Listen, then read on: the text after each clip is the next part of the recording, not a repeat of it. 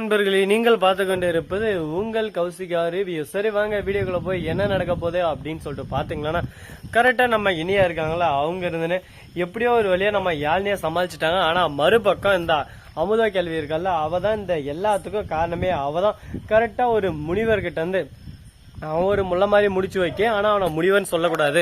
பல பேரோட வாழ்க்கைய சாபங்களா வாங்கிட்டு இருக்கிறவங்க, பல பேரோட வாழ்க்கையில அவன் அது இது கொடுத்து விற்பனை செஞ்சு அவங்களோட வாழ்க்கையை நாசனப்படுத்துவான். கரெக்டா இந்த மருந்தை எட்டு போய் நீ கொடுத்தேன்னா எப்படியாப்பட்ட குழந்தையா இருந்தாலும் அது ஒரேடியா போயிடும் அப்படின்னு சொல்லிட்டு அவங்க கொடுத்து அனுப்பிச்சிருக்காங்க. இந்த மாதிரி ஒரு கேடு கெட்டவனா என்ன பண்ணலாம் சொல்லுங்க பார்க்கலாம். சரி, இப்படியெல்லாம் ஒரு பக்கம் நடந்தவனா கரெக்டா எப்படி நம்ம இனியா கண்டுபிடிக்கிறாங்க அப்படின்னு சொல்லிட்டு பாத்தீங்கன்னா, அமுதா திடீர்னு மறைஞ்சு வெளியே போறான். என்னடா இது அப்படின்னு சொல்லிட்டு பாத்துனே போறாங்க. அங்க போய் பார்த்துட்டு கரெக்டா யாருடைய பேசினிருக்கா கிட்ட போய் பாக்குறாங்க. சாமி, நீங்க சொன்ன மாதிரி கரெக்டா இந்த மருந்தை கொடுத்தேன், எல்லாமே முடிஞ்சிருச்சு. இப்ப இன்னொருத்துக்கு அப்படியே கொடுக்கணும், அதுக்கும் கொஞ்சம் மருந்து தாங்க அப்படின்னு சொல்லிட்டு கேக்குறா. உடனே உனக்கு கொஞ்சம் கூட அறிவே இல்லையாமா, எத்தனை பேருக்கமா இந்த மாதிரி மருந்து கேட்டுன்னு இருப்பேன்.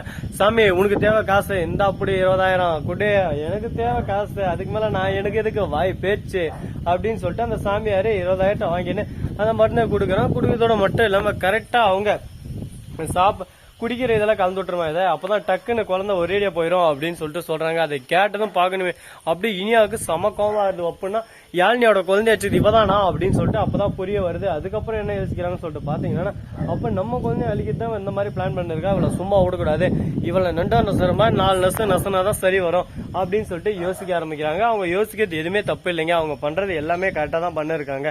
அவளை பிடிச்சி நல்லா போடு 4 போடு போட்டாதான் சரியாகும்.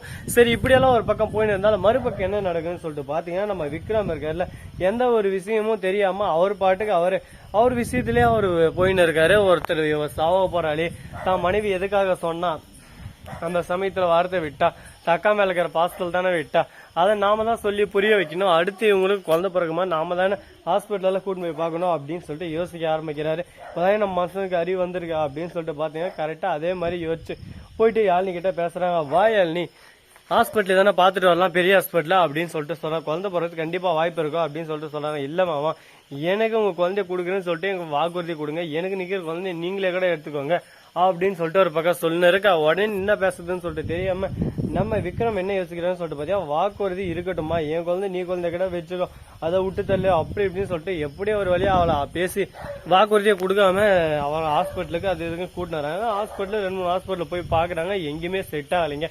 ஆனா என்னடா இது, எந்த ஹாஸ்பிட்டல் போனாலும் என்ன செட் ஆகுது, என்னதான் பண்றது எதுதான் பண்றது ஒண்ணுமே புரியலையே அப்படின்னு சொல்லிட்டு குழப்பத்துல குழம்பி போயிட்டு இருக்காங்க. இந்த மாதிரி ஒரு தருணத்துல என்ன பண்ண போறாங்க, ஏது பண்ண போறாங்க, அடுத்து என்ன நடக்க போகுது அப்படின்னு சொல்லிட்டு தெரியாம ஒரு பக்கம் பரபரப்பா போயின்னு இருக்குங்க. அந்த பரபரப்பான நிகழ்வுல என்ன நடக்கும் ஏதே நடக்கும்னு சொல்லிட்டு யாராலையும் எதையும் கருத்து கண்டிப்பா சொல்ல முடியாது. எல்லாமே ஒரு ட்விஸ்டா தான் போக போகுது.